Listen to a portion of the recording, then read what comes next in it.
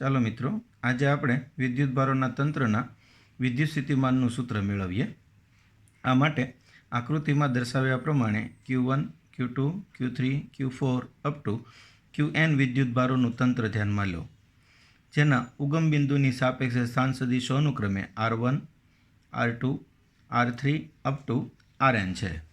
તો સૌપ્રથમ Q1 વિદ્યુતભારને લીધે બિંદુ P પાસે ઉદ્ભવતું વિદ્યુત સ્થિતિમાન V1 is equal to 1/4πε0 Q1/R1P, જ્યાં R1P એ Q1 વિદ્યુતભારથી બિંદુ P સુધીનું અંતર છે। આ જ રીતે Q2 વિદ્યુતભારને કારણે P બિંદુએ ઉદ્ભવતું વિદ્યુત સ્થિતિમાન V2 બરાબર 1/4πε0 Q2/R2P અને Q3 ને કારણે P બિંદુએ ઉદ્ભવતું વિદ્યુત સ્થિતિમાન V3 બરાબર 1/4πε0 Q3/R3P। આથી બિંદુ P પાસે ઉદ્ભવતું કુલ વિદ્યુત સ્થિતિમાન જે છે એ આવા દરેક વિદ્યુત સ્થિતિમાનનો સરવાળો કરવાથી મળશે। આથી P પાસે કુલ વિદ્યુત સ્થિતિમાન V બરાબર V1 + V2 + V3 up to Vn। હવે આ બધા વિદ્યુત સ્થિતિમાનની કિંમતો મૂકીએ તો બધામાંથી 1/4πε0 કોમન નીકળશે। આથી આ સૂત્ર બનશે V બરાબર 1/4πε0 Q1/R1P Q2/R2P up to Qn/RnP, જે P બિંદુ પાસે આ વિદ્યુતભાર તંત્રને લીધે ઉદ્ભવતા વિદ્યુત સ્થિતિમાનનું સૂત્ર છે। મિત્રો, અગાઉના ચેપ્ટરમાં આપણે સમાન વિદ્યુતભારિત ગોળીય કવચના વિદ્યુત ક્ષેત્ર વિશે સમજૂતી મેળવી, તો આપણે અહીં સમાન વિદ્યુતભારિત ગોળીય કવચના વિદ્યુત સ્થિતિમાનને સમજીએ। અગાઉ આપણે ભણી ગયા તે પ્રમાણે સમાન વિદ્યુતભાર વિતરણ ધરાવતા એટલે કે નિયમિત વિદ્યુતભાર વિતરણ ધરાવતા ગોળીય કવચના સપાટી પરના બિંદુએ અને બહારના બિંદુએ મળતું વિદ્યુત ક્ષેત્ર એ જાણે કે સમગ્ર કવચ પરનો વિદ્યુતભાર એ તેના કેન્દ્ર પર કેન્દ્રિત થયો હોય તે રીતે બિંદુવત મળે છે। આથી કવચ છે એની સપાટી પર અને બહારના બિંદુએ મળતું વિદ્યુત ક્ષેત્ર એ બિંદુવત વિદ્યુતભારના વિદ્યુત ક્ષેત્ર જેવું જ મળે છે।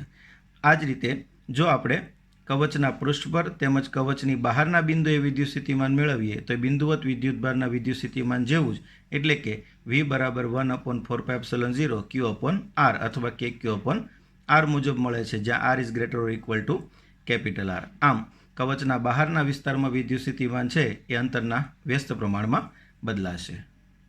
હવે કવચના અંદરના વિસ્તારમાં વિદ્યુત સ્થિતિમાન સમજીએ તો મિત્રો, વિદ્યુત સ્થિતિમાનની વ્યાખ્યા અનુસાર અનંત અંતરેથી એકમ ધન વિદ્યુતભારની ક્ષેત્રમાંના આપેલા બિંદુએ ક્ષેત્રની વિરુદ્ધ લાવવા કરવા પડતા કાર્યને તે બિંદુનું વિદ્યુત સ્થિતિમાન કહેવાય। મિત્રો, અહીં અંદરના બિંદુએ કોઈ વિદ્યુતભારને અનંત અંતરેથી લાવવો હોય તો અનંત અંતરથી સપાટી સુધી અને સપાટીથી અંદરના બિંદુ સુધી લાવવા કાર્ય કરવું પડશે, પણ સપાટીથી અંદરના વિસ્તારમાં વિદ્યુતભારને લાવવા માટે કરવું પડતું કાર્ય શૂન્ય થશે, કારણ કે અંદર વિદ્યુત ક્ષેત્ર શૂન્ય છે। આમ અંદરના બિંદુએ એકમધન વિદ્યુતભારને અનંત અંતરેથી લાવવા માત્ર સપાટી સુધી જ કાર્ય કરવું પડે છે। આથી અંદરના બિંદુનું સ્થિતિમાન એ સપાટી પરના સ્થિતિમાન જેટલું જ થશે, એટલે કે અંદરના બિંદુએ અને સપાટી પર સ્થિતિમાન સમાન થશે, જે V બરાબર 1/4πε0 Q/R અથવા KQ/R વડે અપાશે, જ્યાં R is less or equal to R છે। અહીં અંદરના બિંદુએ અને સપાટી પર સ્થિતિમાન સમાન છે। આગળ જોઈએ સમસ્થિતિમાન પૃષ્ઠ। સમસ્થિતિમાન પૃષ્ઠ એટલે શું? તો કે જે પૃષ્ઠ પરના બધા જ બિંદુએ વિદ્યુત સ્થિતિમાન એક સમાન હોય તેવા પૃષ્ઠને સમસ્થિતિમાન પૃષ્ઠ કહેવાય। આપણે આગળ ભણી ગયા તે પ્રમાણે Q વિદ્યુતભારથી R અંતર આવેલા કોઈ બિંદુ પાસે વિદ્યુત સ્થિતિમાન એ V બરાબર 1/4πε0 Q/R અથવા KQ/R વડે અપાય। આથી Q વિદ્યુતભારથી R અંતર આવેલા દરેક બિંદુએ વિદ્યુત સ્થિતિમાન સમાન એટલે કે અચળ હશે।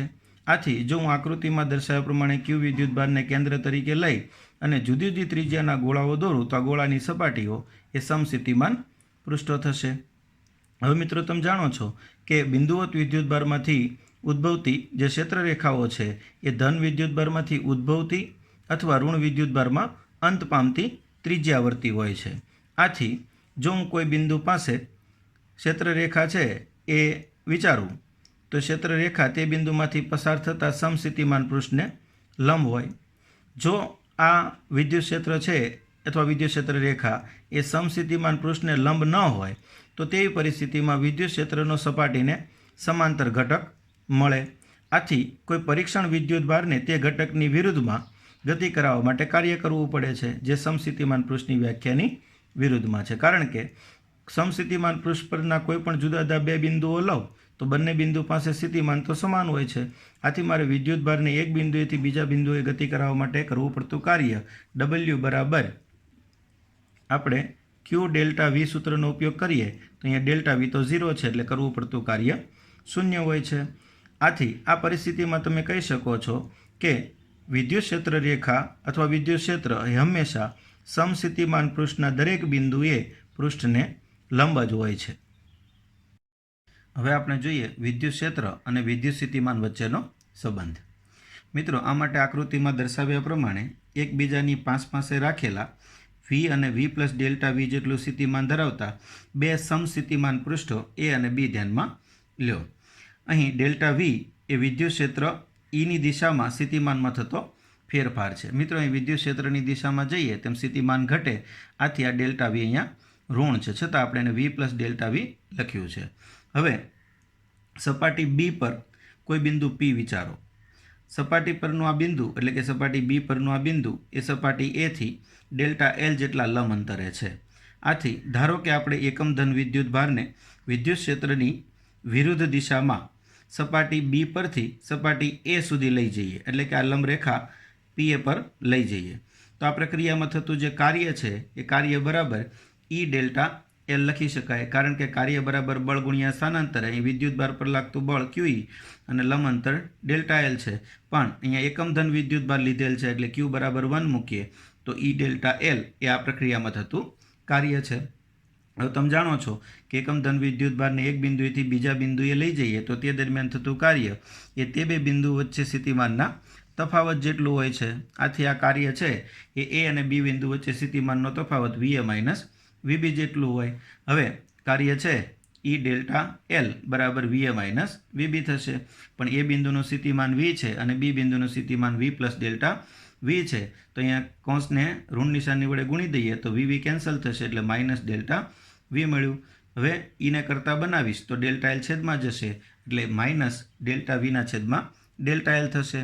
પણ અગાઉ આપણે કીધું તેમ ડેલ્ટા V તો ઋણ છે, આથી ડેલ્ટા Vનું જે મૂલ્ય છે એ માઇનસ મોડ ડેલ્ટા V લખી શકાય. આ કિંમત આપણે અહીંયા મૂકી દઈએ તો E બરાબર માઇનસ માઇનસ મોડ ડેલ્ટા Vના છેદમાં delta L minus minus plus થઈ જશે, એટલે આપણને વિદ્યુત ક્ષેત્ર છે E બરાબર ડેલ્ટા Vના છેદમાં ડેલ્ટા L મળશે, જે વિદ્યુત સ્થિતિમાન અને વિદ્યુત ક્ષેત્ર વચ્ચેનો સંબંધ છે. મિત્રો, યાદ રાખો કે જે દિશામાં સ્થિતિમાનનો ઘટાડો સૌથી વધારે ઝડપી હોય તે દિશામાં વિદ્યુત ક્ષેત્રની દિશા હોય છે. આથી કોઈ બિંદુએ વિદ્યુત ક્ષેત્રનું મૂલ્ય એ સમસ્થિતિમાન પૃષ્ઠને લંબ દિશામાં એકમ સ્થાનાંતર દીઠ વિદ્યુત સ્થિતિમાનના ફેરફારના મૂલ્ય જેટલું હોય છે. જે આપણે અહીંથી કહી શકીએ કોઈ બિંદુએ વિદ્યુત ક્ષેત્રનું મૂલ્ય એ સમસ્થિતિમાન પૃષ્ઠને લંબ દિશામાં એકમ સ્થાનાંતર દીઠ સ્થિતિમાનના ફેરફારના મૂલ્ય જેટલું હોય છે.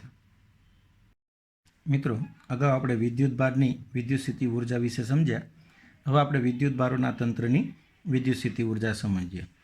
મિત્રો, વિદ્યુત ભારોનું તંત્ર તૈયાર કરવા માટે આપણે અનંત અંતરેથી આ ઘટક વિદ્યુત ભારોને તંત્રમાં લાવવા કાર્ય કરવું પડે છે. આ કાર્ય વિદ્યુત ભારોમાં સ્થિતિ ઉર્જા તરીકે સંગ્રહિત થાય છે, જેને આ વિદ્યુત ભાર તંત્રની વિદ્યુત સ્થિતિ ઉર્જા કહેવાય. તો આમ વિદ્યુત ભારોની તંત્રની સ્થિતિ ઉર્જા એટલે વિદ્યુત ભારોનું તંત્ર તૈયાર કરવા માટે તેના ઘટક વિદ્યુત ભારોને અનંત અંતરેથી તંત્રમાં લાવવા માટે કરવું પડતું કાર્ય છે. તો સૌપ્રથમ આપણે તંત્રમાં વિદ્યુત ભાર Q1ને લાવીએ તો તમે જાણો છો કે અનંત અંતરેથી જો વિદ્યુત ભાર Q1ને એ બિંદુએ લાવીએ તો એ બિંદુ પાસે તો કોઈ ક્ષેત્ર હાજર છે નહીં, એટલે એવી પરિસ્થિતિમાં Q1 વિદ્યુત ભારને અનંત અંતરેથી લાવવા માટે કોઈ કાર્ય કરવું પડશે નહીં. આમ એ બિંદુએ વિદ્યુત ક્ષેત્ર ગેરહાજર હોવાથી Q1 વિદ્યુત ભારને અનંત અંતરેથી એ બિંદુએ લાવવા માટે થતું કાર્ય W1 = 0 થશે. હવે Q1ને લીધે R12 અંતરે B બિંદુ પાસે વિદ્યુત ક્ષેત્ર અને તેને અનુરૂપ વિદ્યુત સ્થિતિમાન ઉત્પન્ન થશે. આથી Q1 વિદ્યુત ભારને કારણે B બિંદુએ ઉદ્ભવતું વિદ્યુત સ્થિતિમાન એ V1 કહીએ તો V1 બરાબર 1/4πε0 Q1ના છેદમાં R12, જ્યાં R12 એ બિંદુ Bનું Q1 વિદ્યુત ભારથી અંતર છે. હવે Q2 વિદ્યુત ભારને અનંત અંતરેથી B બિંદુએ લાવીએ તો Q1ને લીધે ઉદ્ભવતા વિદ્યુત ક્ષેત્રની વિરુદ્ધમાં કાર્ય કરવું પડે છે. આથી આ કાર્ય જે છે એ W2 is equal to Q2 V1 વડે આપીએ તો W2 is equal to Q2 V1 માં V1ની કિંમત ઉપરથી લાવીને મૂકીએ તો આ પદ આપણને 1/4πε0 Q1 Q2 છેદમાં R12 મળશે. ટૂંકમાં આ પદને આપણે Q2 વડે ગુણવાનું છે. આમ બે વિદ્યુત ભારોના તંત્રની જે સ્થિતિ ઉર્જા છે એ આ બંને કાર્યોનો સરવાળો કરવાથી મળશે. આથી Q1 અને Q2 તંત્રની સ્થિતિ ઉર્જા U12 દર્શાવીએ તો U12 is equal to W1 plus W2 થશે અને W1 તો શૂન્ય છે, આથી W2 એ બરાબર U12 થશે. તો U12 બરાબર 1/4πε0 Q1 Q2 છેદમાં R12 એ બે વિદ્યુત ભારોના તંત્રની સ્થિતિ ઉર્જા છે. હવે જો આ Q1 અને Q2 ગુણાકાર ગ્રેટર ધેન 0 એટલે કે ધન હોય તો વિદ્યુત સ્થિતિ ઉર્જા ધન ગણાશે અને જો Q1 અને Q2 ગુણાકાર લેસ ધેન 0 હોય એટલે કે ઋણ હોય તો આ તંત્રની સ્થિતિ ઉર્જા ઋણ ગણાશે. હવે C બિંદુએ ઉદ્ભવતું વિદ્યુત સ્થિતિમાન મેળવવા Q1 ને લીધે C બિંદુએ અને Q2 ને લીધે C બિંદુએ ઉદ્ભવતા વિદ્યુત સ્થિતિમાનનો સરવાળો કરવો જોઈએ.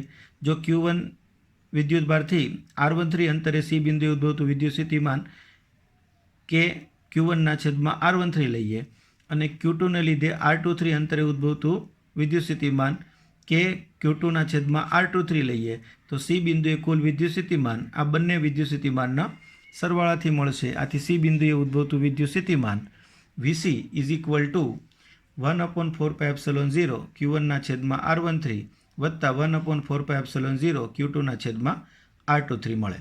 આથી Q3 વિદ્યુતભારને અનંત અંતરેથી આપણે C બિંદુએ લાવીએ તો તે દરમિયાન થતું કાર્ય W3 is equal to Q3 Vc.